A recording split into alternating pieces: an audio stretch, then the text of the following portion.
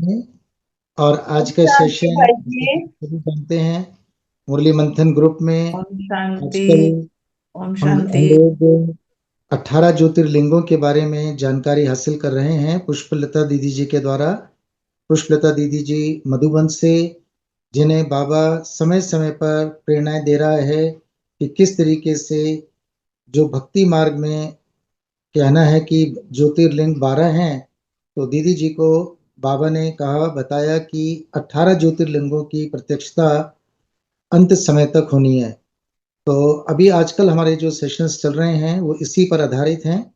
आप में से बहुत से लोग जो पहले आपने सेशंस अटेंड किए हैं उनको इस बात की अच्छे से जानकारी है, लेकिन जो लोग आज पहली बार जुड़ रहे हैं तो आपको बताना चाहेंगे कि आज ये थर्ड सेशन है आदरणीय पुष्पलता दीदी जी का, जो हम सभी को 18 ज्योतिर्लिंगों के विषय में जानकारी दे रही हैं।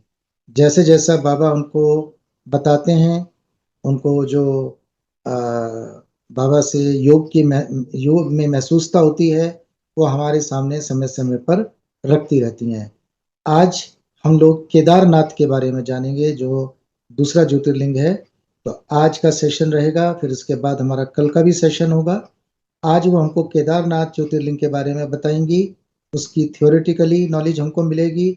और कल केदारनाथ के विषय पर ही दीदी जी हमको मेडिटेशन ड्रिल के द्वारा बहुत अच्छे से हमको उसका अनुभव भी कराएंगी। आप सभी ने देखा कि केदारनाथ के बारे में सॉरी, हमारा सोमनाथ के बारे में दीदी जी ने बहुत अच्छे से हमको स्पष्ट किया। फिर उसके नेक्स्ट डे, सेकेंड डे, दीदी जी ने हमको योग अभ्यास के द्वारा हमें अनुभूति भी कराई।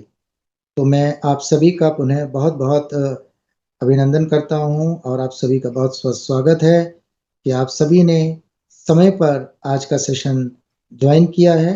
अभी हम थोड़ा इंतज़ार करते हैं 2-1 मिनट का, क्योंकि जब तक शायद दीदी जी भी हमारे बीच में आने ही वाली हैं 2-4 मिनट में। और दीदी जब आ तक गई है। दीदी आ गई हैं, दीदी अच्छा आ ओके। तो दीदी आपका बहुत बहुत स्वागत है, और हम सभी भाई बहन एक हाथ से दीदी जी का स्वागत करेंगे।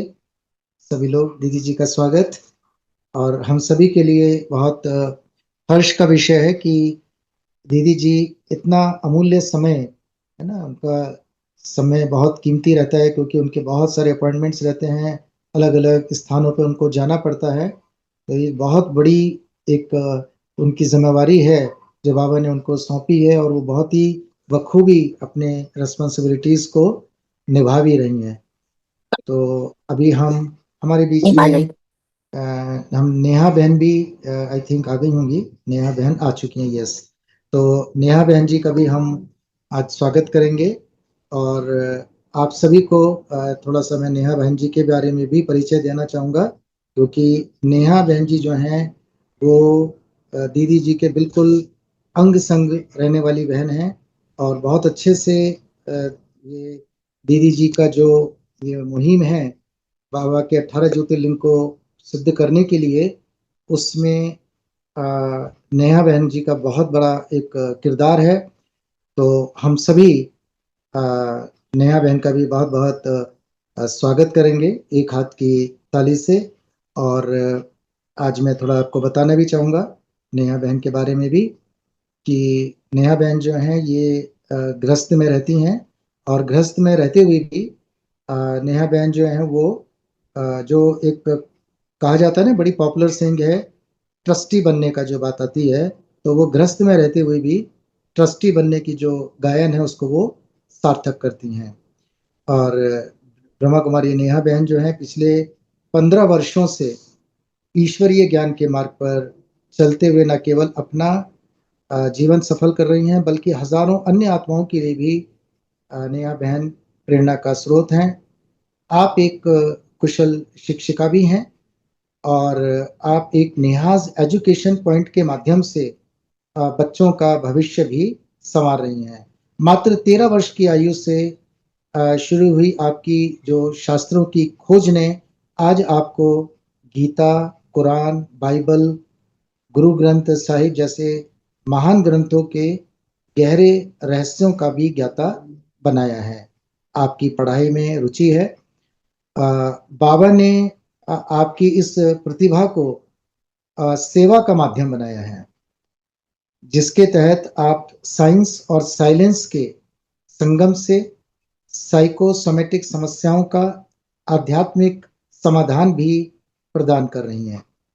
एडिटिंग और वीडियोग्राफी के हुनर से लैस हमारी नेहा बहन उत्तम नगर सेवा केंद्र और यूट्यूब के माध्यम से परमात्मा का संदेश जन जन तक दीदी जी के द्वारा पहुंचा रही हैं।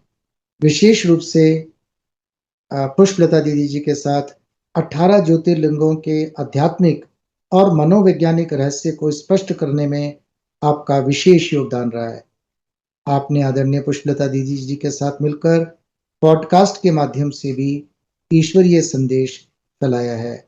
तो नेहा बहन, आपका दिल से बहुत बहुत शुक्रिया। हमने भी आपका पॉडकास्ट देखा था और आप समय समय पर मुरली थैंक यू मंथन भाई में जी। ओम शांति। बाबा का थैंक यू, आपका थैंक यू, आपका बहुत दीदी बहुत का थैंक यू। शुक्रिया धन परिवार की तरफ से। तो हम अभी ज्यादा समय ना लेते हुए दीदी जी के पास ही आएंगे, पुष्पलता दीदी जी के पास, और उनसे हम आज जो उनका थर्ड सेशन है, मैं फिर से बताना चाहूंगा, जो भाई बहन पहली बार जुड़ रहे हैं इस सेशन में, तो आज दीदी जी केदारनाथ के बारे में आपको बताएंगी और कल रविवार को इसी समय पर इसी लिंक पर आपको फिर से जुड़ना है, जिसमें दीदी जी आपको मेडिटेशन के माध्यम से, योग के माध्यम से आपको इसका अनुभव भी कराएंगी।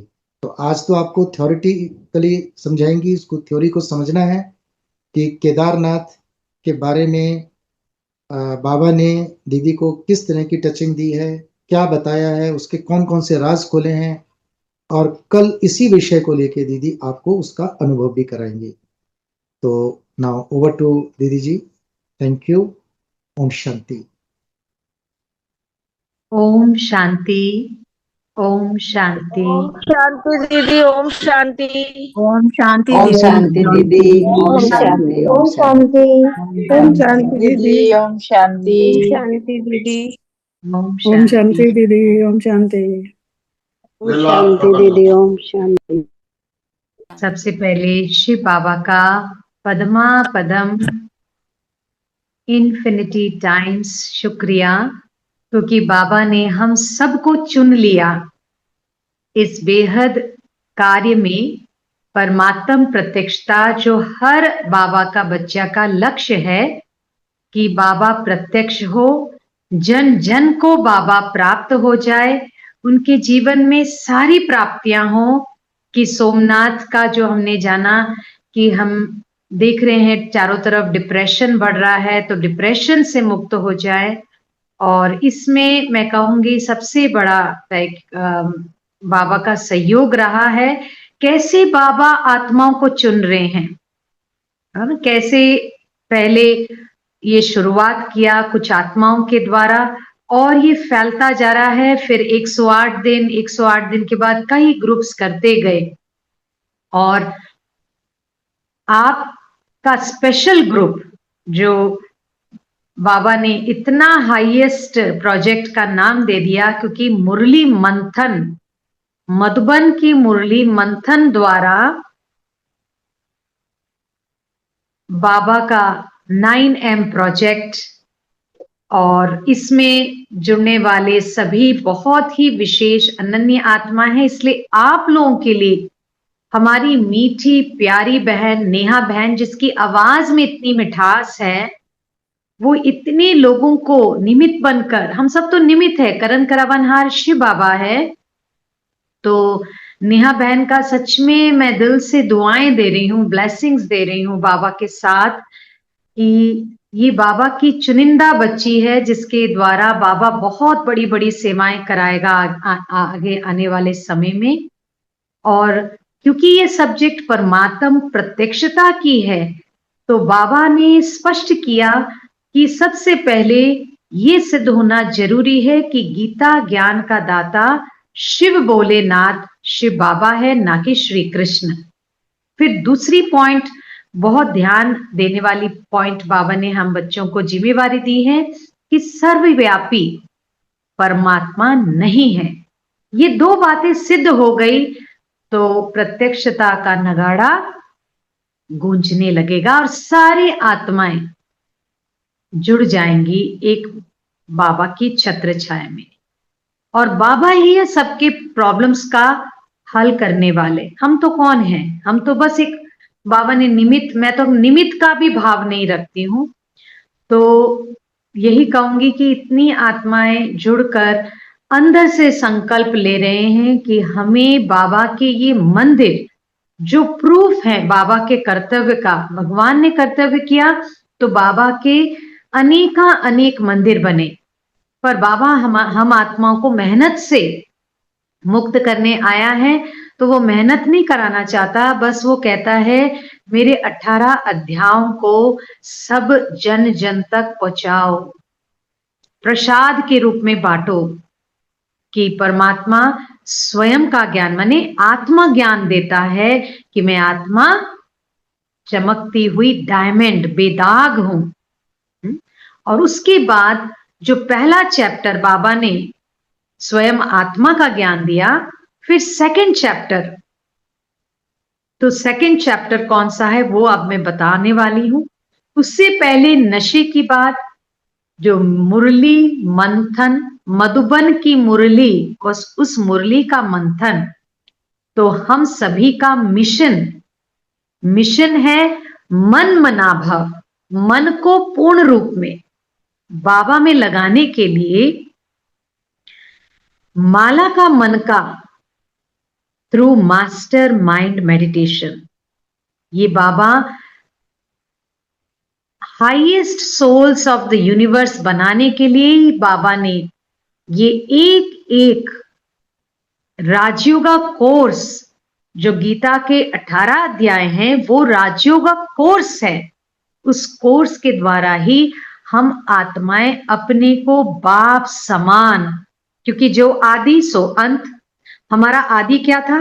राजयोगा कोर्स। अब राजयोगा कोर्स के द्वारा ही हम अपने अंदर की चेकिंग करके, क्या मैं स्व पर टिक रही हूं, क्या मैं अटेंशन दे रही हूं कि मैं शरीर नहीं, मैं आत्मा हूं। तो मेरा पहला ज्ञान का चैप्टर जिसका बाबा ने कर्तव्य किया, मास्टर सोमनाथ का, बाबा मुझे टाइटल दे रहा है कि बच्चे अब मैं तुम्हें सौंप रहा हूं, ये मंदिर की शक्ति भी, ऊर्जा भी तुम्हारे अंदर भर रहा हूं, और ज्ञान का स्थान डायमंड हॉल, जहां से हर आत्मा बाबा का सोमरस पान कर रही है। क्या लक्ष्य क्या है? कि हमको बिल्कुल बेदाग बनना है, प्योर डायमंड, है ना। तो इसीलिए बाबा ने स्पष्ट कर दिया पहले चैप्टर में कि क्यों थे सुखी सतयुग में। ओनली वन रीजन कि वहां सोल कॉन्शियस थे। तो सबसे बड़ा ज्ञान धन से स्थूल धन आता है। तो जितना हम अपने को घंटे में 1 मिनट, आधा मिनट भी अगर हम सोचे ना कि मैं बेदाग हूं, तो मैं बाहर का कचरा अंदर आने ही नहीं दूंगी, क्योंकि दाग आ जाएगा ना। जब मैं सफाई कर रही हूं तो मुझे अटेंशन रहेगा। तो इस तरह से सिंपल 1 मिनट में बाबा का पहला चैप्टर स्पष्ट करना कि हम सुखी थे सतयुग में। क्यों? क्योंकि हम स्व पर टिके थे, वहां परमात्मा का ज्ञान नहीं था, स्व पर टिके थे, इसीलिए वहां धनी धनवान थे। क्योंकि ये चैप्टर 1 से चैप्टर 2 बहुत डीपली लिंक हो रहा है, तो इसको मैं, जैसे बच्चों को बाबा टीचर है ना, और ये भी बताऊं कि ये संबंध कौन सा है, ये भी आप नोट कीजिएगा। सोमनाथ, केदारनाथ, ये बाबा का टीचर के संबंध से हम आत्माओं को पाठ पढ़ा रहे हैं। एक एक ज्योतिर्लिंग बाबा के शक्ति से, गुण से और संबंध से जुड़ा है। तो शक्ति कौन सी? कि बाबा कह रहा है बच्चे अब सार पे आ जाओ। सार है आत्मा, विस्तार है शरीर। तो सार में अपनी बात को प्रकट करना, यही सोमरस मीठा बना रहा है। हम क्या थे? देवान में कड़वे थे। तो अब हमें पूर्ण रूप से बाबा मीठा बना रहा है हम सभी को। और आ जाते हैं अब ये मास्टरमाइंड मेडिटेशन, जो मेडिटेशन हम कल करेंगे। तो बाबा का सेकंड चैप्टर, अब देखो बाबा उसी को ही लेकर, हमारा आदि राजयोग कोर्स से स्टार्ट हुआ। हम संपन्न किसके द्वारा बनेंगे? बाबा के यादगार द्वारा। हमें कोई अलग याद नहीं करना, हमें वही परम धाम भगवान का नाम केदारनाथ क्यों पड़ा, ये स्पष्ट होता है कि सेकंड चैप्टर में बाबा ने कहा, बच्चे तुम कहां से आए, कहां तुम रहते थे और किसके साथ थे? न देह की दुनिया, न देह के पदार्थ, न देह के कोई आकर्षण। वहां पर हम डेड साइलेंस में थे, कोई भी बंधन नहीं था। हर आत्मा हर प्रकार के कैद से मुक्त थी, देह की कैद से भी मुक्त थी। तो आत्मा को परमात्मा आकर विकारों की, देवान के द्वारा हमने क्या किया? विकर्म किया। इसलिए यही एक स्थान है जहां पर हमारे पाप दग्ध होते हैं। पक्का कर लें, परम धाम का योग ही वो हाई एनर्जी सेंटर है जहां पर एक सेकंड भी आत्मा अगर टिक जाए तो न जाने कितने पाप भस्म हो जाते हैं, क्योंकि हम हर दिन सूक्ष्म पाप भी करते हैं। तो सोचिए 63 जन्म अगर डेज काउंट करें तो कितने हो जाएंगे? तो छोटे छोटे बड़े बड़े न जाने कितना जाने अनजाने में किए हुए पाप हमारे अंदर है। तो पापों का विकर्म, विकर्मों का विनाश वो होता है परम धाम में। इसीलिए हर प्रकार के पापों की कैद, पाप ही है जो कैद में आत्मा फंस जाती है। कैसे? व्यसनों की कैद, सबसे पहले तो संकल्पों की कैद। इंसान क्या कहता, मेरा तो बुद्धि भगवान में टिकता ही नहीं। क्यों? क्योंकि कितने चीजों की सर्कल, जो अगर याद करें, अभिमन्यु कौन से चक्रव्यूह में फंस गया था, तो उसी तरह आज का इंसान न जाने कितने कैद में है, संबंधों की कैद, बिजनेस की कैद, है ना। तो भगवान आकर हमें हर प्रकार की कैद से मुक्त करता है। कहता है, बच्चे 2 घड़ी आधी घड़ी अपने घर में बैठ जाओ, यानी विजुलाइज करो अपने आप को कि मैं अशरीरी ज्योति बिंदु हूं, और वहां पर कोई बंधन नहीं। मन बुद्धि संस्कार की भी कैद से मुक्त हो जाती है। वहां पे क्या हो जाते हैं? तीनों मन बुद्धि संस्कार मर्ज हो जाते हैं आत्मा में। इसलिए वहां साइलेंस नहीं, डेड साइलेंस है। और त्रिकोण का आकार, डायमेंशन, अब ये परम पिरामिड शेप का है। देखिए शिवलिंग केदारनाथ सभी ने देखा होगा कि ये अंडाकार शेप का नहीं है, पिरामिड शेप। क्योंकि अगर तीव्रता लानी है पुरुषार्थ में तो परम धाम का योग करना, जैसे बेहद है, वहां बेहद की साइलेंस की पावर है। हम आत्मा, नाक देखें, शेप ऑफ अ पिरामिड है, क्योंकि हम बेहद में सांस लेते हैं, और बाहर के लोग सांसों की गति पर स्थित कराकर थर्ड आई एक्टिवेट कराते हैं। अब एरोडायनेमिक्स में चले जाएं, प्लेन के सामने अगर त्रिकोण का आकार नहीं होगा तो प्लेन फ्लाई नहीं कर पाएगा। रॉकेट के ऊपर अगर ट्रायंगल का डायमेंशन नहीं होगा तो रॉकेट ऊपर नहीं जा पाएगा। ये पूरा साइंटिफिक ज्ञान है। और अगर हम विजुलाइज करें, अनार, जो दिवाली में बच्चे लोग को बड़ा अच्छा लगता है अनार, तो अनार भी त्रिकोण का आकार है। तभी जब हम लिट करते हैं उससे तो फाउंटेन जैसे किरणें ऊपर की ओर फोकस होती है। तो कहने का मतलब है, अगर हमें अपनी पुरुषार्थ में तीव्रता लानी है तो परम धाम का योग, उसका ही भक्ति में यादगार श्री कृष्ण ने जो गोवर्धन पर्वत उठाया, हनुमान ने संजीवनी बूटी पहाड़ उठाई, वो वास्तव में पिरामिड डायमेंशन का है। ये बोध कराता है कि यदि हम परम धाम में स्थित रहेंगे विनाश के समय भी, तो हम पर कोई असर नहीं होगा। ये सबसे बड़ी संजीवनी बूटी है। तो यहाँ केदारनाथ नाम इसीलिए पड़ा क्योंकि बाबा ने ही हमें देभान की कैद से मुक्त किया। जो हम ऊपर की ओर देखते थे भक्ति में कि हे भगवान तुम कहाँ हो, तुम ऊपर में हो, सभी ये कहते हैं ना, कहाँ ऊपर, सब कहते हैं भगवान ऊपर रहता है, और सब यही कहते हैं हम कहाँ से आए, ऊपर से आए। पर ऊपर से आए, कहां से आए, ये नहीं मालूम था। तो भगवान आकर हमें स्पष्टीकरण करते हैं कि बच्चे तुम सब मेरे साथ एक समय रहते थे, तभी तुम स्वतंत्र थे। और देभान के चलते द्वापर, कलयुग और अब घोर कलयुग में क्या हो गए, स्वतंत्र हो गए। तो सच्ची स्वतंत्रता को प्राप्त कराने के लिए भगवान शिव बाबा धरा पर आकर सेकंड चैप्टर पक्का कराते हैं, आत्मा, परमात्मा और परमधाम।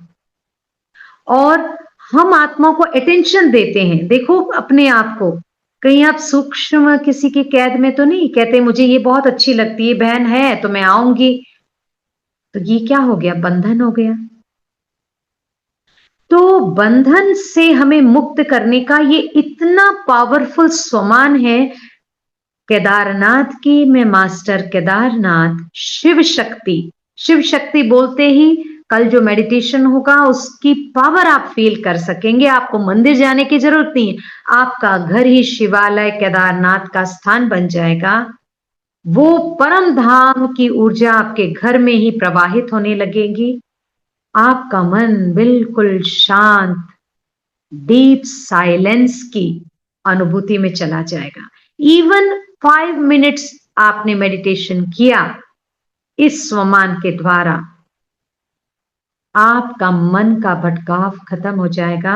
आप रियली फील करेंगे कि सच में मैं बहुत, बच्चों की याद आ रही है, वो भी तो कैद है, कोई सामान नहीं मिल रहा, हम उसमें भी फंस जाते हैं।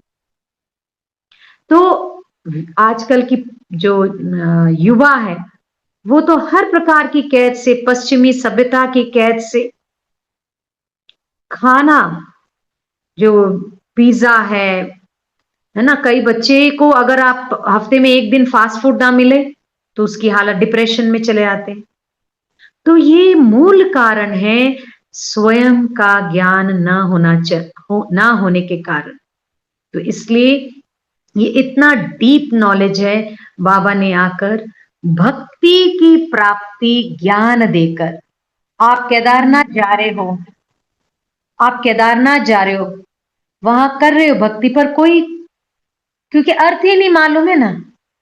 अब आपने कनेक्ट किया कि वाह मेरे मीठे बाबा, आपने मुझे हर प्रकार की कैद से मुक्त कर दिया, शुक्रिया बाबा, मुझे अब कोई प्रकार का भय नहीं, व्यर्थ चलेगा ही नहीं, क्योंकि ज्ञान आ गया ना। तो जहां ज्ञान है वहां प्रकाश ही प्रकाश है। तो हर प्रकार के व्यर्थ संकल्प से हमें मुक्त होना है, तो हम ज्ञान को अप्लाई करेंगे। और कभी भी अगर लग रहे हैं कि मैं कहीं फंस रही हूं, जैसे नाम मान शान की कैद में, मुझे घर वाले अटेंशन नहीं देते, कोई मेरा सुनते नहीं है, ये सब क्या है, एक्चुअली ये कहीं ना कहीं मैं अपने आप को बांध रही हूं। और मुझे बांधना क्या है, बाबा के प्रेम के बंधन में बंधना है, एकता के बंधन में बंधना है, न कि सूक्ष्म। मोटे तौर पर तो हमने काफी अपने विकारों पर विजय प्राप्त कर लिया, पर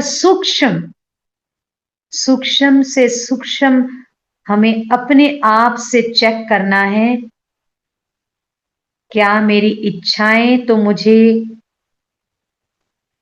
बंधन में नहीं बांध रही। आप सभी आज सच्चाई से अपने अंदर झांके। हमें किसी प्रकार का बंधन क्या करेगा? बाबा से दूर कर देगा। सबसे पहले देह का बंधन। बाबा कहते हैं अगर अभी मैं आपके सामने खड़ा होकर बोलता हूं बच्चे तैयार हो, हमें ऐसा अपने अंदर वो होना है कि मैं बोलूं बाबा मैं तैयार हूं, मेरे अंदर कोई भी बंधन नहीं है, मैं कंप्लीटली बंधन मुक्त हूं। इतना ही नहीं, कल को हमें अपनों को अपने सामने जाता हुआ देखना होगा, तब असली पता चलेगा कि क्या मैंने बाबा से ज्ञान लिया, उसको मैंने अप्लाई किया। बाबा ने कहा अगर आंसू आ गए इसका मतलब आप फेल हो गए। तो इस तरह से हमें शक्तिशाली बनाने के लिए बाबा अंदर से टटोल रहा है कि बच्चे टटोलो अपने अंदर और चेक और चेंज करो। और बाबा बैठा है आपको हर प्रकार की कैद से मुक्त करने के लिए। तो बाबा से हम कल दृष्टि लेंगे केदारनाथ की और अंदर से बोलेंगे बाबा मुझे नहीं मालूम कहां कहां मेरी बुद्धि फंसी हुई है।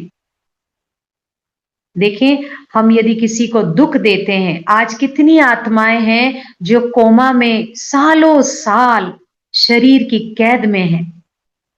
बाबा ने कहा बच्चे आप सब मास्टर मुक्तेश्वर बनकर इन आत्माओं को मुक्ति प्रदान करोगे।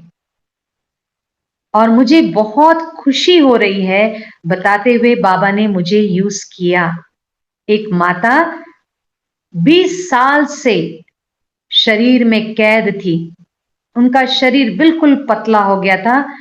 पड़ोसी वालों को पता चला, मैं बैंगलोर गई, उन्होंने कहा आपकी, मेरे ब्रदर को बोला आपकी सिस्टर मेडिटेशन करती हैं, क्या वो आ सकती हैं हमारे घर? तो मेरे ब्रदर ने बोला, तो मैंने कहा जरूर मैं उनके घर जाऊंगी। और मैं जब वहां गई मुझे ऐसे लगा देखो आत्मा भल इतनी बूढ़ी नहीं है, वो 60 इयर्स की है, पर 20 साल से पिंजरे में है। तो जैसे ही मैं उनके नजदीक गई मैंने बाबा को आह्वान किया, उस आत्मा ने आंखें खोली और मेरी तरफ देखा, ऐसी रहम की दृष्टि कि कोई तो मुझे इस शरीर की कैद से मुक्त कर दे।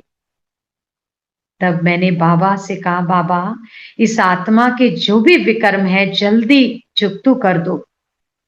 और उस दिन से मैंने मेडिटेशन करना स्टार्ट किया। और मैंने घर वालों से भी पूछा, ऐसे नहीं, पहले उनसे पूछा आप क्या चाहते हैं, मुझे आपने बुलाया। उन्होंने कहा आप बहुत योग तपस्या करते हैं, क्या हमारी मदर को इस शरीर से मुक्ति मिल सकती है? क्योंकि डॉक्टर ने तो जवाब दे दिया, उनका घर ही एक छोटा हॉस्पिटल बन चुका था। तो मैंने कहा चिंता नहीं करो, भगवान जरूर इनको बहुत जल्दी मुक्त कर देंगे। सोचो समय आ गया था, वो भी था और मेरा उधर जाना, और within few days that soul left the body. And I am telling you कि आप सभी को ऐसे मुझे रोंगटे लाइक वो आत्मा मेरे पास आई। मैं बैंगलोर से आसाम चली गई वापस, वो आत्मा मेरे पास आई सूक्ष्म रूप से, उसने इतनी दुआएं दी मुझे कि आप महान महान आत्मा है। क्योंकि मेरे को सेंस हो जाता है, आई कैन कम्युनिकेट, ये कुछ बाबा का ही देन है। उस आत्मा ने मुझे जैसे ब्लेस कर दिया कि मुझे इस शरीर रूपी पिंजरे से मुक्त कर दिया। तो हम आत्माओं की कितनी बड़ी रिस्पॉन्सिबिलिटी है, सभी को, भले वो बीके बने ना बीके, बीके बने या ना बने, पर सभी को ये आत्मा परमात्मा परम धाम का ज्ञान दे। क्योंकि सभी जानते हैं कि ऊपर वाला एक है और ऊपर रहता है, ऊंचे ते ऊंचा धाम, इसलिए केदारनाथ ऊंचे से ऊंची पहाड़ी पर स्थित है, क्योंकि परमात्मा का कर्तव्य बहुत ही बहुत ऊंचा है। तो मैं ज्यादा बस 2-3 मिनट और लेकर, क्योंकि मुझे नेहा बहन इतना सुंदर प्रिपरेशन के साथ बाबा उन्हें ऐसे ऐसे टचिंग्स दे रहे हैं कि केदारनाथ के मेडिटेशन द्वारा भी आत्माएं डिप्रेशन से मुक्त हो सकती हैं और कभी सुसाइड नहीं करेंगी, क्योंकि सूक्ष्म में भी कैद हैं, आत्माएं भटक रही हैं। उनकी चीख बाबा कहते हैं आपको सुनाई नहीं देती? मैंने सुना है आत्माओं की चीख, एक दिन बाबा ने एक्सपीरियंस कराया। तो इसका मतलब कहाँ कैद नहीं है? वो है केवल परम धाम। तो इसलिए सेकंड चैप्टर इस तरह से स्पष्ट हो जाता है, तो हर आत्मा कनेक्ट कर पाती है एक्यूरेटली, क्योंकि एड्रेस मालूम होना चाहिए। अगर कोई बोले आप दिल्ली चले जाएं, तो क्या मैं दिल्ली चली जाऊंगी? पर अरविंद माथुर भाई जी का घर दिल्ली बोलने से मैं पहुंच जाऊंगी उनके घर? नहीं ना, मुझे एड्रेस मिलना होगा, उनका कौन सा एरिया, कौन सा कॉलोनी, घर का नंबर। तो हम सबको बाबा ने स्पष्ट कर दिया, साकारी, आकारी और निराकारी। तो निराकारी दुनिया का ज्ञान प्राप्त करके हम सब क्या बोलेंगे? वाह मेरे मीठे बाबा, आपने तो कमाल कर दिया, मुझे हर प्रकार की कैद से मुक्त कर दिया। अब कभी हमें फंसना नहीं है, न दे के संबंध, न दे के पदार्थ, क्योंकि सबको कैसे जाएंगे? सब कुछ छोड़कर। न सूक्ष्म भी रहेगा, न स्थूल भी रहेगा केवल आत्मा। तो अपने बाप पिता के नजदीक बैठना चाहते हैं, समीप बैठना चाहते हैं, तो मास्टर केदारनाथ शिव शक्ति बाप समान कहां बना रहे हैं? शांतिवन का बाबा का कमरा, ये केदारनाथ से डायरेक्टली कनेक्टेड है। रादर आई वुड से बाबा का कमरा आने वाले समय में आत्माओं को केदारनाथ का दर्शन होगा। और बहुत लोगों को एक्सपीरियंस है, वहां जाकर अगर बाबा के कमरे में बोला बाबा मुझे इस प्रॉब्लम की कैद से मुक्त कर दो कि ये थॉट बार बार आ रहा है, तो इस तरह से डीप इंट्रोस्पेक्शन, डीप चेकिंग द्वारा बाबा कहता है जो बाप का कर्तव्य सो आप बच्चों का, जो बाप की महिमा सो आप बच्चों की। आप सब क्या बन गए? बाप समान शक्तिशाली आत्मा। क्योंकि डेफिनेटली भक्तों को कुछ प्राप्ति होगी अपनी जान की भी, बिकॉज मुझे बाबा केदारनाथ भी लेके गए तो मुझे लगा सच में कितनी मेहनत है। मुझे तो बाबा हेलीकॉप्टर में उड़ा के लेके गया, कोई मेहनत नहीं, पर ये एहसास दिलाया भक्त लोग कितना चल कर जा रहे हैं।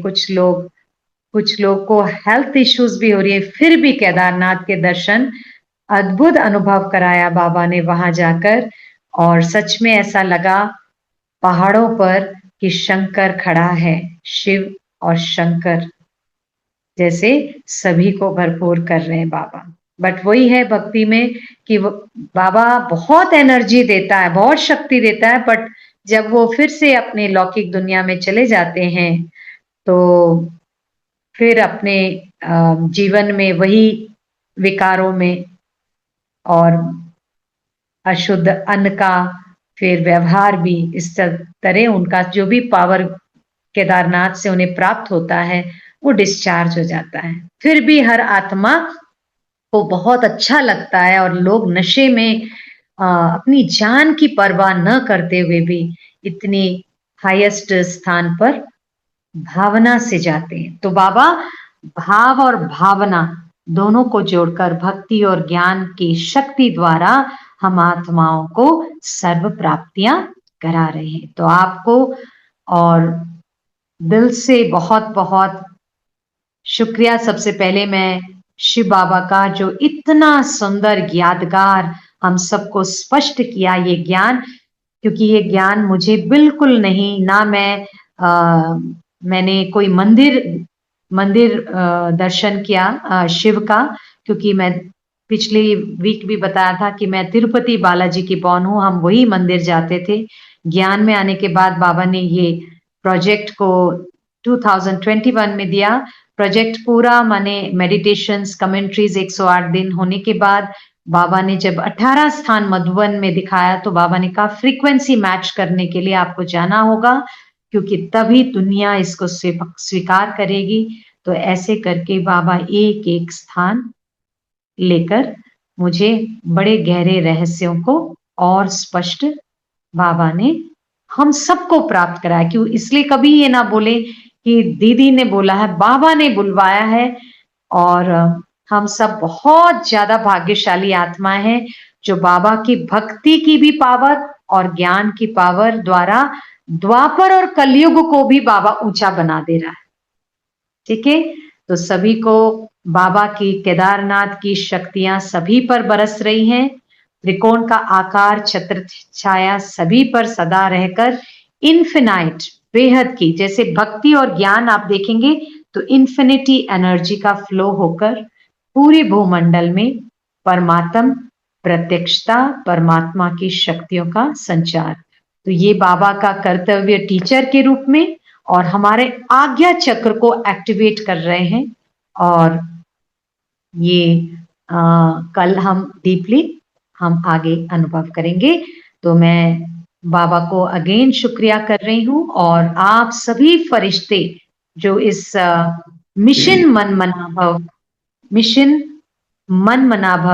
टू बी माला माल, माला का मन का, थ्रू मास्टर माइंड मेडिटेशन से आप जो जुड़े हैं, आप सभी को भी दिल से मेरा नमन है। और अरविंद भाई जी को, और अब मैं रिक्वेस्ट करूंगी कि नेहा सिस्टर आकर हमें सबको भरपूर करें। Thank you everyone. ओम शांति। ओम शांति दीदी। शुक्रिया दीदी। दीदी ने बहुत फिर हम अच्छे से क्वेश्चन भी पूछ सकते हैं नेहा बहन के सेशन के बाद। हम 10 मिनट क्वेश्चन का भी रखेंगे। ओके, ओम शांति। ओम शांति दीदी। थैंक यू दीदी। ओम शांति। हाँ, ओम बताएं शांति। लेकिन ओम शांति। हमारी वॉइस सबको क्लियर है ना? हाँ जी, आपकी आवाज एकदम क्लियर है। दीदी। क्लियर है।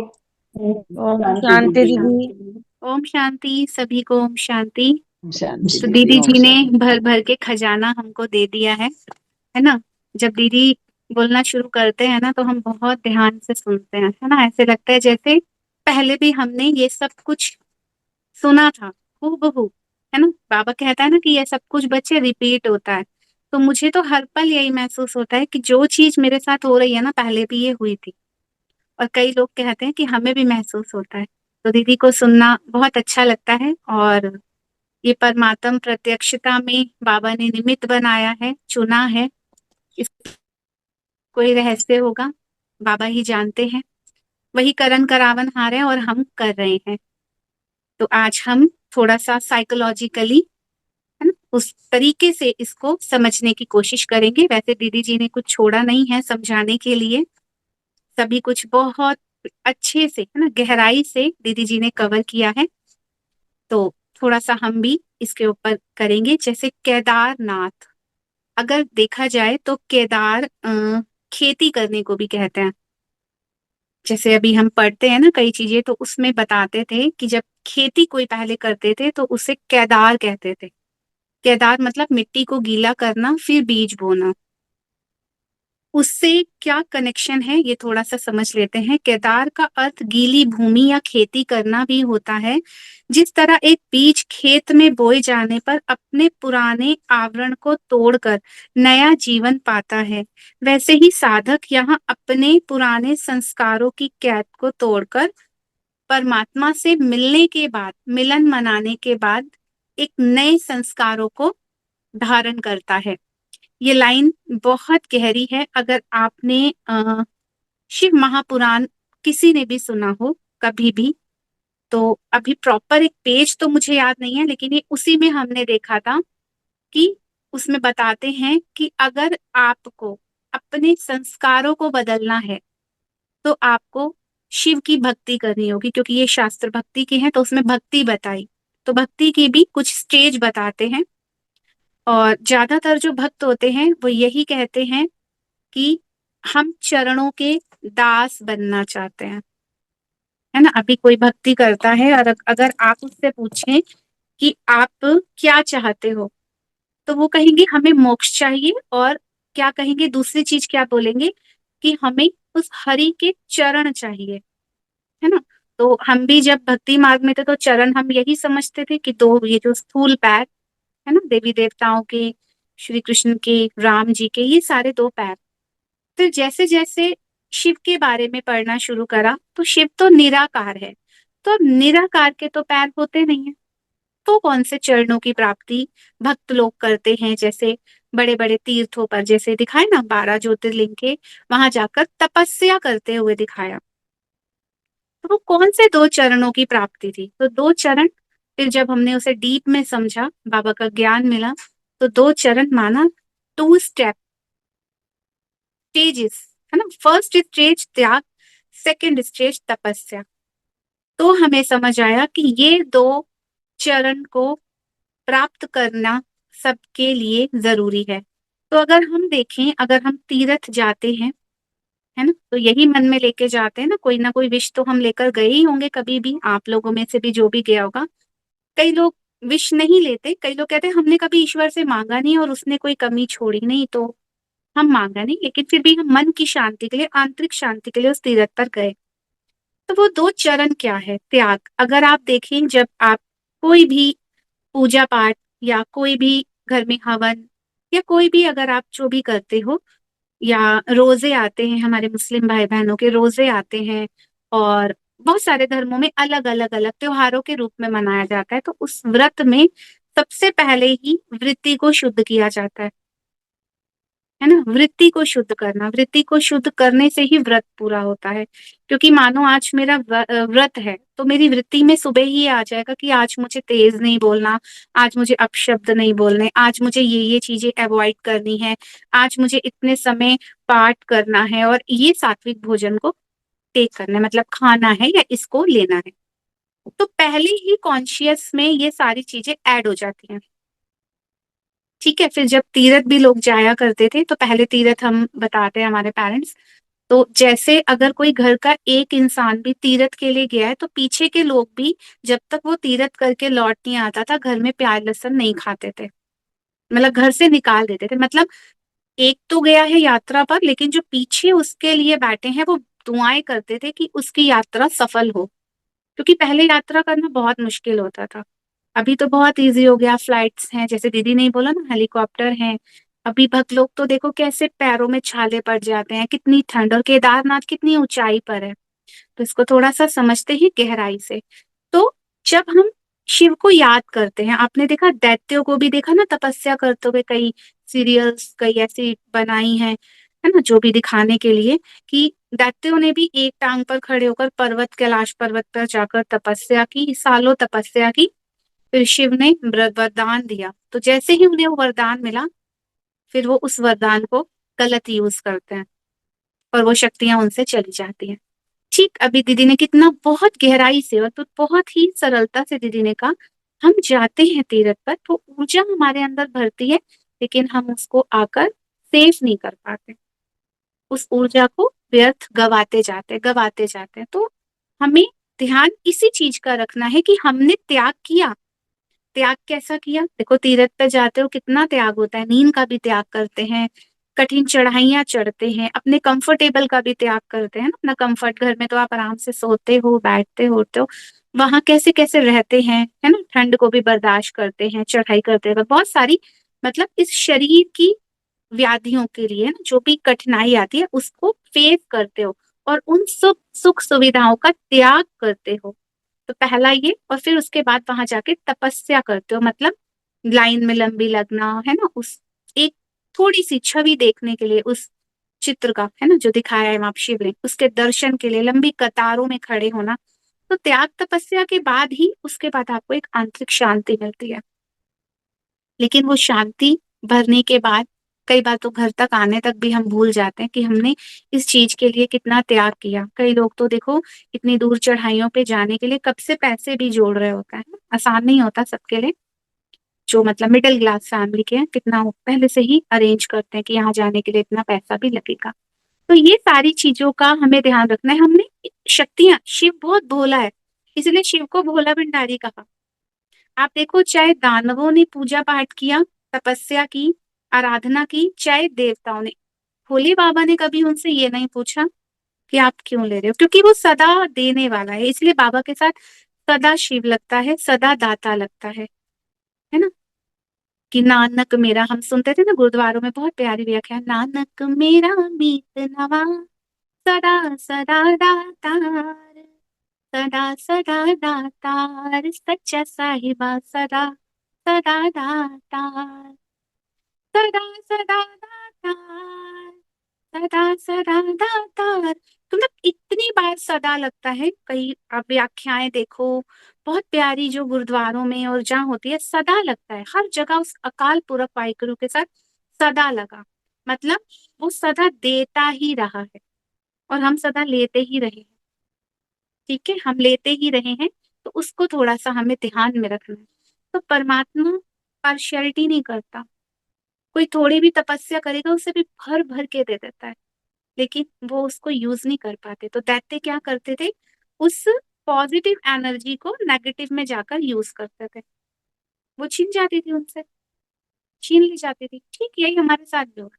हमने शांति ली, त्याग तपस्या करके वो शांति प्राप्त की थी, घर में आके त्याग छोड़ दिया, अशुद्ध चीजों का त्याग किया ही नहीं, अशुद्ध वाणी का त्याग नहीं किया, व्यर्थ चिंताओं का त्याग नहीं किया, है ना? तो ये सारी चीजें त्याग से मिलती है। तो पहली दो चरण को हमेशा समझना। भक्त लोग दो चरणों के लिए ना जाने क्या क्या करते हैं, कि उस चरण प्राप्ति के लिए बहुत बहुत बहुत चीजें करते हैं। तो जब हम शास्त्र पढ़ते थे तो हम यही समझते थे कि शायद ये वाला शास्त्र है, इसमें शायद कुछ आंसर मिल जाए। क्यों पढ़ा, एक भूख थी ना अंदर। तो लेकिन समझ यही आ रहा था कि जो भी जोड़ रहे हैं, जोड़ एक से रहे हैं, लेकिन दुनिया कहीं कहीं और जुड़ गई।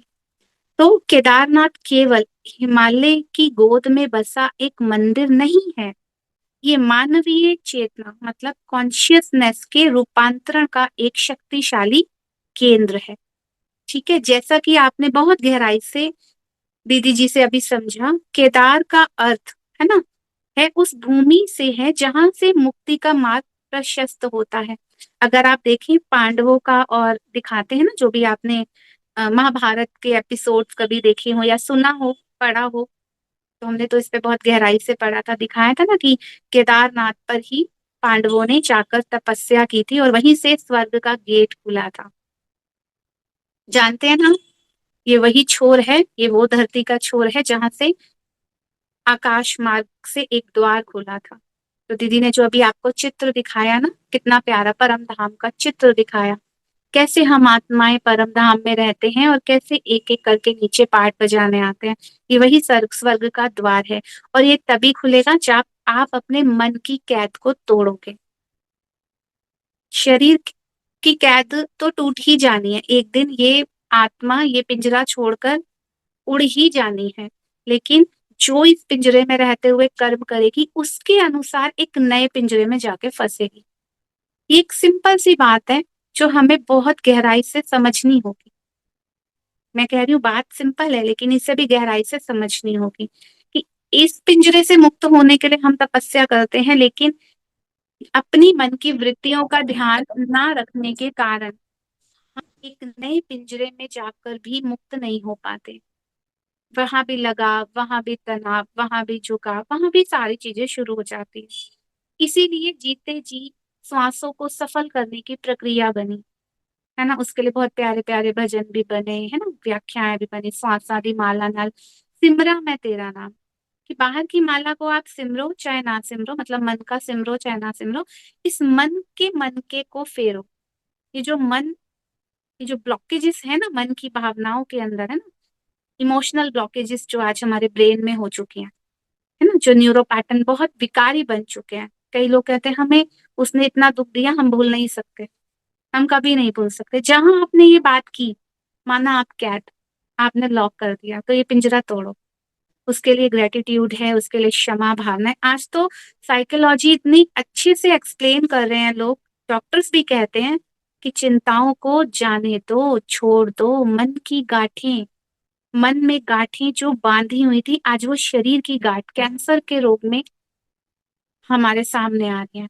डॉक्टर्स तक ये बात अब कहने लगे हैं कि इमोशनल ब्लॉकेजेस, है ना, ये जो कैद है ना, व्यर्थ की बातें, पास्ट की बातें, दुनियावी बातें, इन सब से हमें मुक्त होना है। तो बहुत प्रकार की कैद अभी दीदी ने आपको बताई ना। देवभान की कैद में हम हैं, पूरा जीवन इस देह को ही संवारते रहे, इत्र लगाकर खुशबू से इसे सजाते रहे, लेकिन अंदर के गुणों की खुशबू की तरफ ध्यान नहीं दिया, है ना। तो राजयोग हमें सिखाता है ना, आंतरिक आंतरिक सुंदरता, आत्मा का श्रृंगार करना, ये सारा हमें सिखाया जाता है, आत्मा के 16 श्रृंगार करना।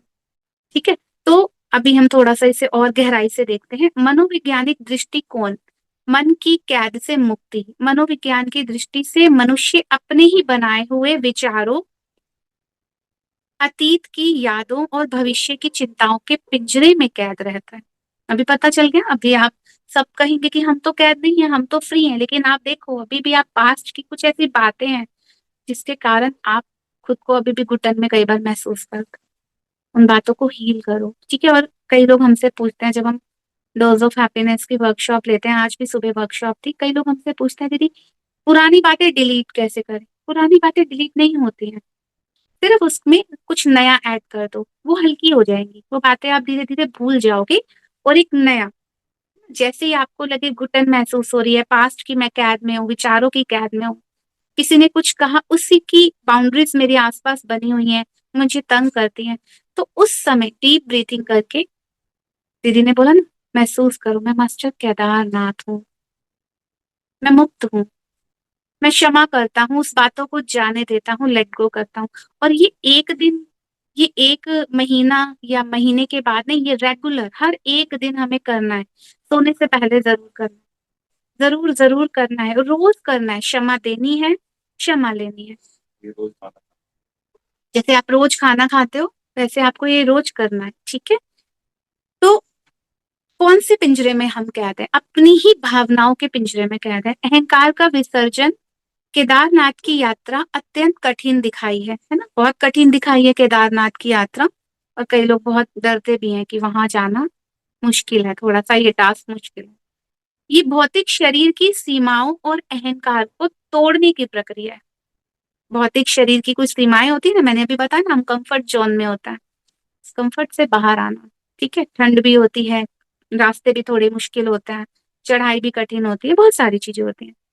तो मन के भीतर, ठीक है, मन के भीतर जो ये बातें हैं ना, इसको थोड़ा साइड रख के जाना है। इसलिए आप देखो कितनी भी बड़ी जो मंदिर है, शक्ति पीठ है ना, सिद्ध पीठ है, वहां आपको कभी भी चमड़ा ले जाने नहीं देंगे।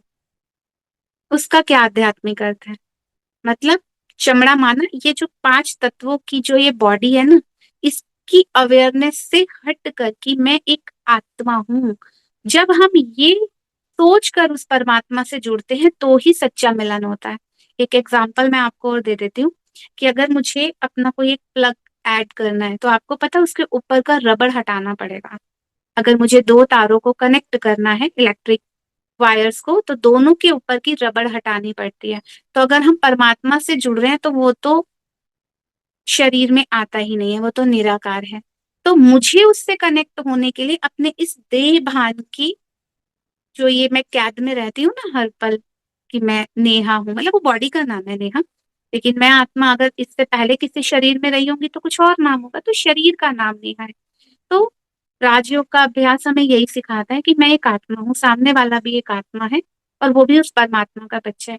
जहां ये बात दिल में आती है तो हम उन बातों से इजिली डिस्कनेक्ट हो जाते हैं, हमें मेहनत नहीं करनी पड़ती मुक्त होने के लिए, वो जंजीरें अपने आप टूटती हैं। और आपको पता है, किसी एक समय जब मैं राजयोगी नहीं थी, बाबा की बनने से पहले, देखो शास्त्र मैंने आपको बताया ना, मैंने बहुत छोटी उम्र से गीता पढ़नी शुरू करी। दुर्गा सप्तशती भी मैं पढ़ती थी, दुर्गा सप्तशती का पाठ करते हुए जब मैं कुमारी थी, तो दुर्गा सप्तशती के पाठ में मम्मी बताती थी कि सात्विक खाना है, नीचे चटाई पे सोना है, सारे मैं ये नियम वगैरह करती थी। तो एक अलग सी मुझे ऊर्जा महसूस होती थी। फिर दोबारा से वही सब लाइफ होता, तो फिर वही मुझे बंधन लगता था। फिर अपने फ्रेंड्स के साथ, मेरी एक बेस्ट फ्रेंड थी, वो मुस्लिम बहन थी हमारी, तो एक बार उनके साथ मैं मस्जिद भी चली गई। मैंने देखा ये लोग क्या करते हैं, तो उसकी तरह बैठ के नमाज भी पढ़ने की कोशिश की, बहुत सारी चीजें की। फिर एक और घर शिफ्ट हुआ, तो वहां एक फ्रेंड क्रिश्चियन थी, एक बार उसके साथ चर्च भी चले गए कि ये कैसे गॉड को याद करते हैं, क्या इनके गॉड ज्यादा सुख देते हैं क्या, देख लें चेंज करके। तो ये जो भटकना था ना, ये बंद तभी होता है जब हम उस परमात्मा से सच्चा मिलन करने लगते हैं। ठीक है, तो शास्त्र तो हम पढ़ते गए, फिर 16 सोमवार के व्रत भी रख लेते थे, है ना। फास्टिंग नहीं करते थे बहुत ज्यादा, लेकिन कर रख लेते थे, जल देकर आते थे। तो एक बार पहले, आजकल तो मंदिर बहुत छोटे छोटे हैं, तो पहले बहुत बड़ा मंदिर था हमारे घर के पास। तो जैसे ही आप देखते हो ना, जो जल चढ़ाते हैं और वो जो दूध जाता है, एक नाली सी, एक छोटी सी लाइन बना देते हैं सीमेंट की, उसको पार नहीं करने देते थे। तो मैं एक बार पार करी, तो पंडित जी ने बोला, नहीं नहीं बेटा, बिटिया इसे पार नहीं करना, पाप चढ़ेगा। तो थोड़ा सा मैं क्वेश्चन बहुत पूछती थी, शुरू से ही मेरी आदत थी, तो मैंने पूछा कैसा पाप, इसको पार करने से कैसा पाप लगेगा।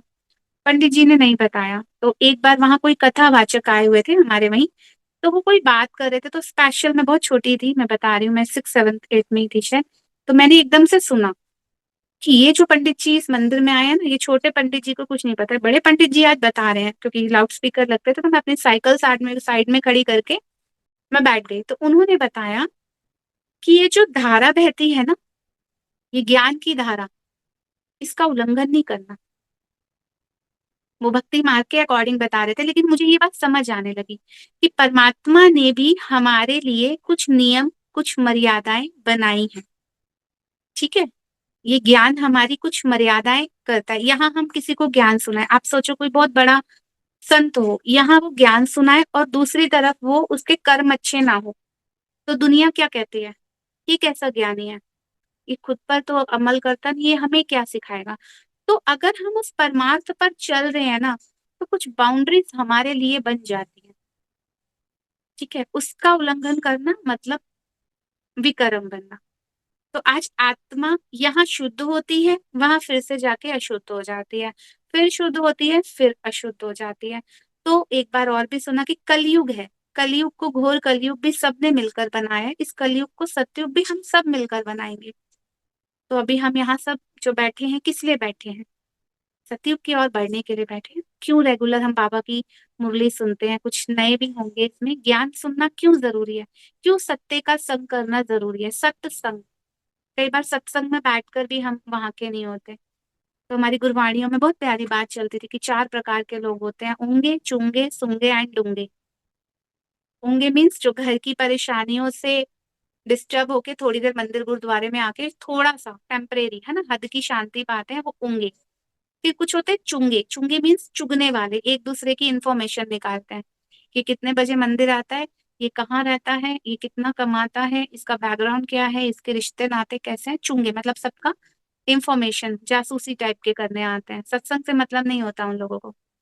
फिर होते हैं उंगे, चुंगे, सुंगे। सुंगे मीन्स हर किसी की इंफॉर्मेशन रखेंगे, थोड़ा थोड़ा पाठ भी सुनेंगे, थोड़ा थोड़ा दुनिया को भी देखेंगे, ये बहन ने कैसे कपड़े पहने, ये सारा कुछ थोड़ा उसकी क्वालिटी बताई। एक होते हैं डूंगे, डूंगे मतलब डीप, डेप्थ में जाने वाले। और जो सागर के तले में जाता है, मोती तो वही चुभता है। तो कुछ होते हैं डूंगे, जिन्हें ना तो घर में परेशानियां हैं, उन परेशानियों से कोई मतलब है, चाहे समाज में क्या हो रहा है उन्हें उससे भी टेंशन नहीं होती, कोई उनके साथ अच्छे से रहे उसको उनकी भी टेंशन नहीं होती, कोई उनसे अच्छा व्यवहार करे वो उसमें भी नाराज नहीं होते, कोई ना करे उसमें भी नाराज नहीं होते। ऐसे लोग डेप्थ में चले जाते हैं, क्योंकि वो बंधन में नहीं होते। तो अभी ये चीज आपको बहुत क्लियरली मैंने समझाई। हम गुरुद्वारे जाते तो ये चीजें बताते थे हमें बहुत क्लियर से, और मैं थोड़ा इंटरेस्ट मेरा इस तरफ शुरू से ही रहा है, बचपन से ही रहा है, तो हम समझते थे कि अगर ये नहीं करना तो आप मुझे बताओ क्यों नहीं करना, ताकि मैं दिल से उसे ना करूं, क्योंकि अगर दिल ने स्वीकार नहीं करा तो मुझसे हो जाएगा और मुझे पता भी नहीं चलेगा। ठीक है, तो आगे थोड़ा सा और देख लेते हैं, अहंकार का विसर्जन, है ना। केदारनाथ माना हमारे अहंकार का विसर्जन करना, हमें अब उसको देना होगा।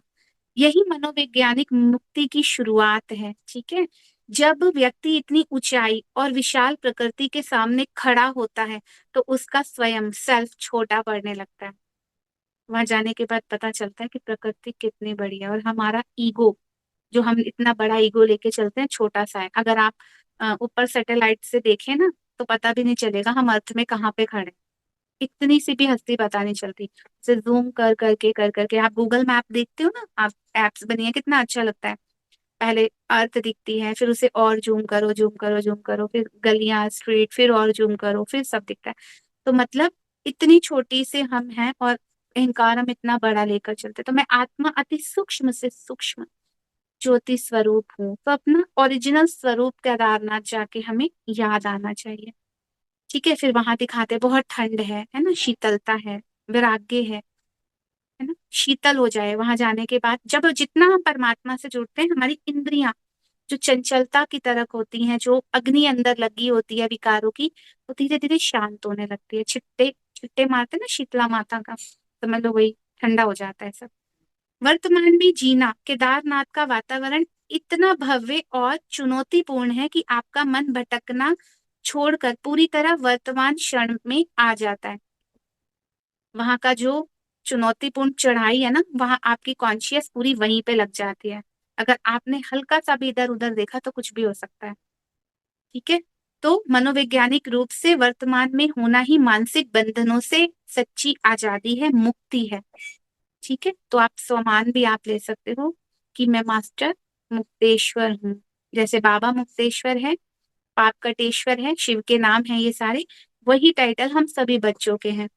फिर दिखाते हैं पांडवों की कथा का संकेत। महाभारत के बाद पांडव अपने पश्चाताप व पाप बोध मतलब गिल्ट कॉन्शियस को खत्म करने के लिए, उस कैद से मुक्त होने के लिए यहाँ आए थे, माना केदारनाथ थे। शिव को फिर अभी जो मैंने बोला ना, शिव पुराण जो मैंने पढ़ा उसमें दिखाते हैं कि शिव का भैंसे के रूप में अंतर ध्यान हो जाना, ये दर्शाता है कि सत्य शिव आसानी से नहीं मिलता। उसके लिए अपनी तामसिक प्रवृत्तियों को छोड़ना पड़ता है। अगर आप भैंस को देखें, एक तो काली होती है, ऊपर से कहते हैं ना काला अक्षर भैंस बराबर। और बाबा की तो क्लासेस जब हम करते थे मधुबन में भी, कई बहनें बताती है ना कि किसी ने बोला कि मैं भैंस हूँ, मैं भैंस हूँ, मैं भैंस हूँ, तो सच में भैंस बन गई। मतलब उसको लगा कि ये छोटी सी जगह यहाँ से निकलो, उसने कहा मैं तो भैंस हूँ। मतलब कहते हैं ना अक्ल बढ़िया भैंस, बहुत कहावतें बनी है, वो समझ आता है कि भैंसे के रूप में उनको दिखा और फिर वो अंतर ध्यान हो गई। ये कथाएं आप देखना, सीरियल्स भी बने हुए हैं इस पर। तो मैं उसके पीछे की चीजों को पकड़ती हूँ और नोट करती हूँ कि माना तामसिक वृत्तियां, अगर हम रियलिटी में परमात्मा से जुड़ना शुरू कर देंगे ना, तो हमारे अंदर की तामसिक वृत्तियां धीरे धीरे धीरे धीरे अपने आप नेचुरली जाएंगी। उसके लिए मेहनत नहीं करनी पड़ेगी। सिर्फ आपको खुद को सूक्ष्म अति सूक्ष्म आत्मा समझकर अपने रियल स्वरूप में टिक कर परमात्मा को याद करना आना चाहिए। अभी दीदी ने बताया ना कि जब हम बार बार यात्रा करते हैं, यात्रा ही नहीं किया इन तीर्थों पर जाकर यात्रा, आंतरिक यात्रा, मन की यात्रा, जो आप योग करते हो ना, योग करते हैं ना हम सब मिलके, यही हमारी यात्रा है कि शरीर में होते हुए भी मैं आत्मा है ना, इस पांच तत्वों के शरीर को छोड़कर पहले महसूस करूं इसमें हूं, फिर इससे थोड़ी देर डिटैच होकर परम धाम जा रही हूँ। आप जितना जितना देहभान से मुक्त होते जाओगे, पास्ट की बातों से खुद को मुक्त करते जाओगे, दूसरों से क्षमा मांगते जाओगे, दूसरों को जल्दी क्षमा कर दोगे, बातों को बढ़ा चढ़ाकर नहीं करोगे, आप देखना धीरे धीरे धीरे धीरे आप मुक्त होते जाओगे। और इतना मुक्त हो जाओगे कि आप परम धाम में ज्यादा लंबे समय तक टिक पाओगे। कई लोग कहते हैं योग के दौरान हम जैसे ही परम धाम पहुंचते हैं फिर नीचे आ जाते हैं। माना अभी कोई ना कोई सूक्ष्म कैद, कोई ना कोई सूक्ष्म बंधन आत्मा को नीचे खींचे।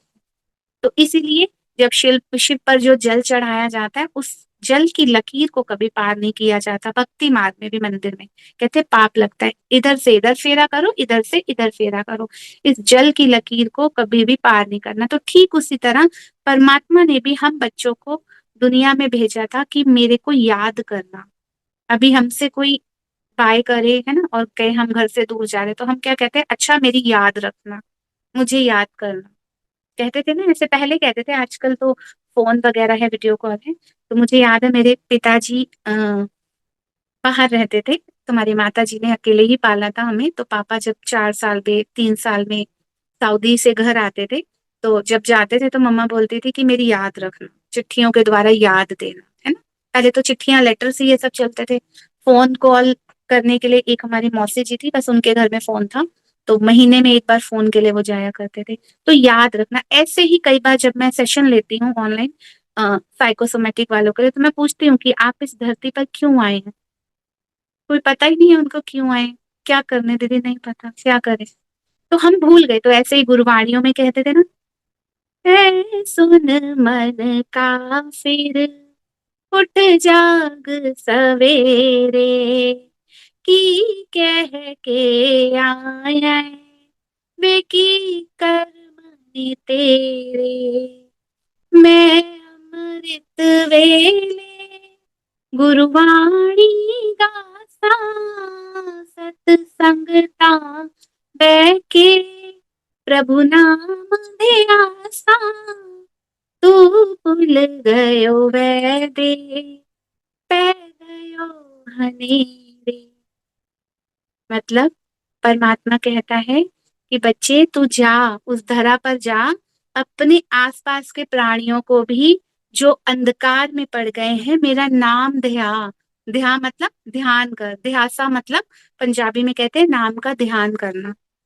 इसलिए हम कहते हैं ना, नानक नाम चढ़दी कला तेरे पाणी सर्वत दा भला। बहाना मीन्स याद, बहान मीन्स याद। तो आज आपसे मैं पूछती हूँ, आप सब इस संसार में क्या करने आए हो। आप गर्व से कह सकते हो कि हम श्रेष्ठ कर्म करने आए हैं, और हम सब कर रहे हैं। हम कर रहे हैं, उसकी याद में रहते हैं, उसकी याद में उठते हैं, बैठते हैं, खाते हैं, सोते हैं, जो मिलता है उसे भी ओम शांति करते हैं, उससे भी याद कराते हैं कि हम यहाँ के नहीं हैं, हम वहां के हैं, हम सबको वहां जाना है। तो वहां की तैयारी करो। जैसे दीदी जी ने अभी बताया ना, हम सबको जाना है।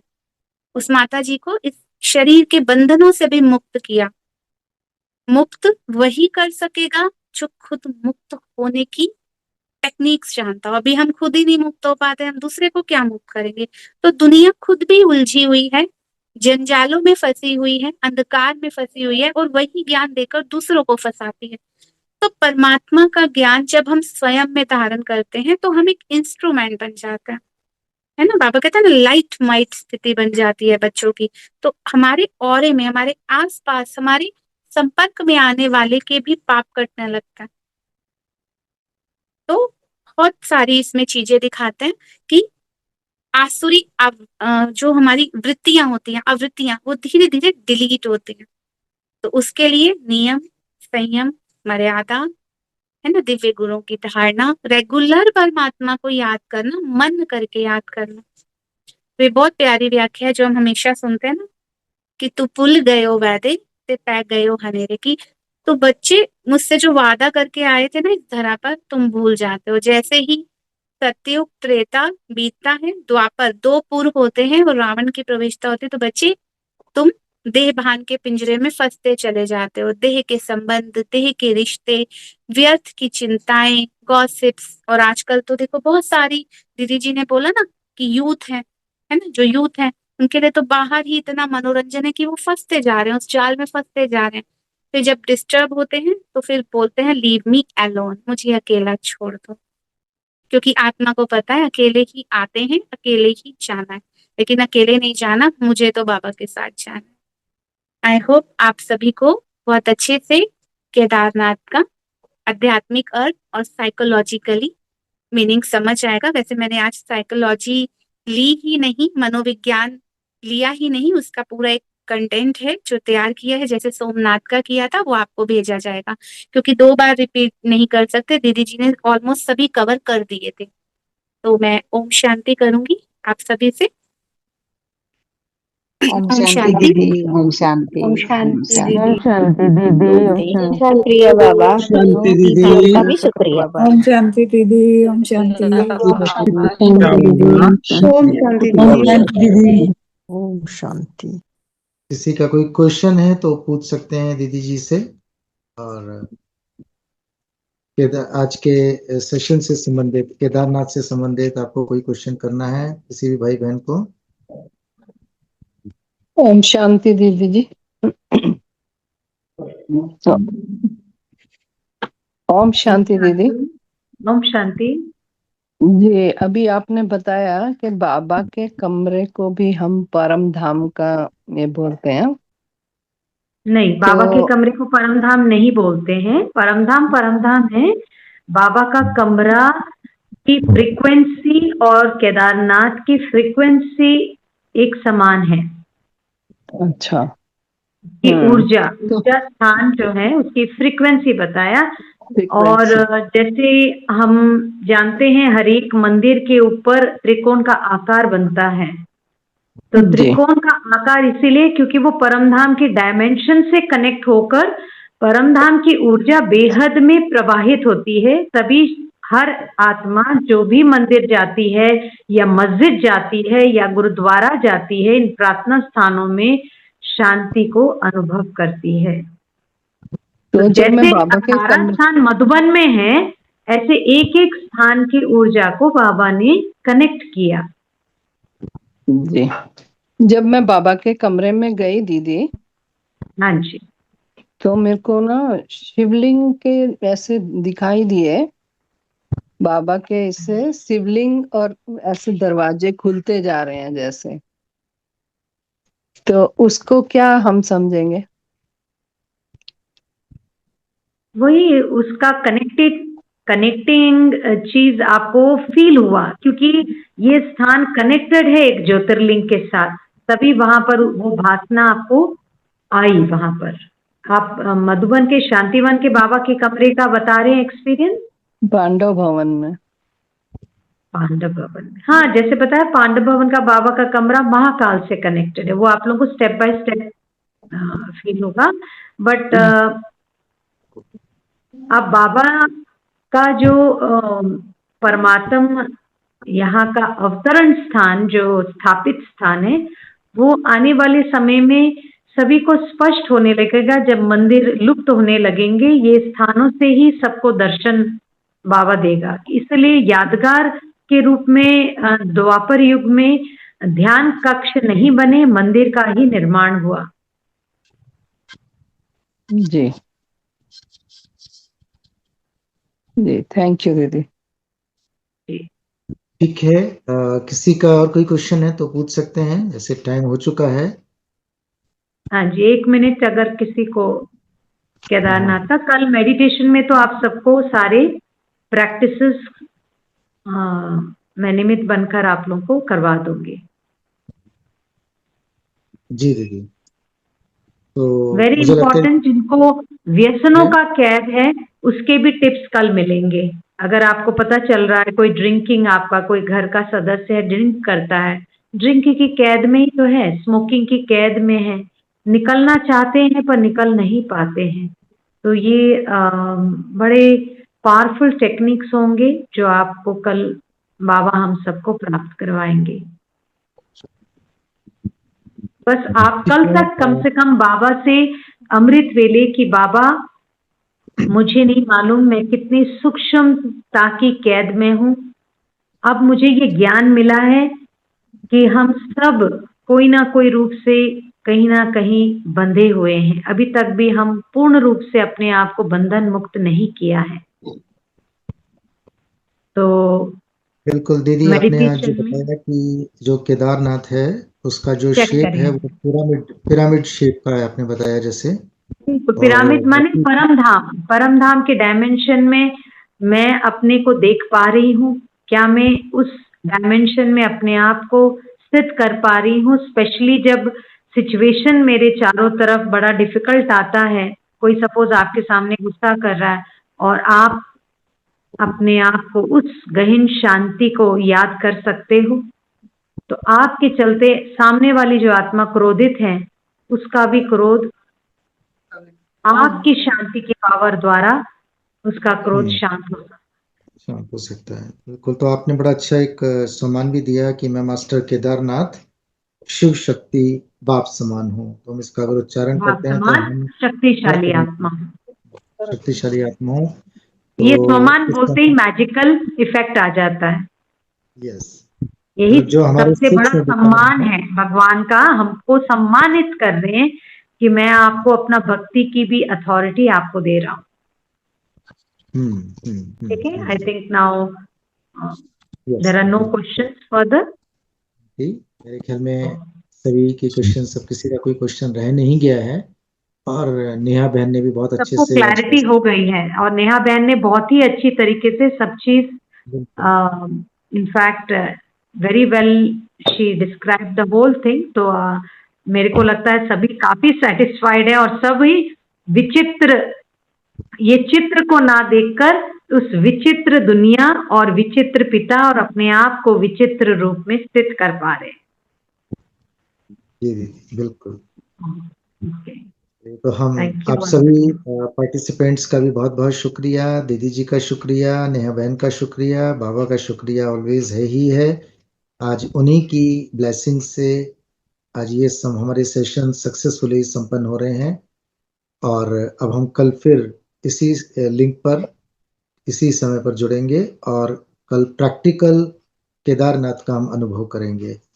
ओम शांति।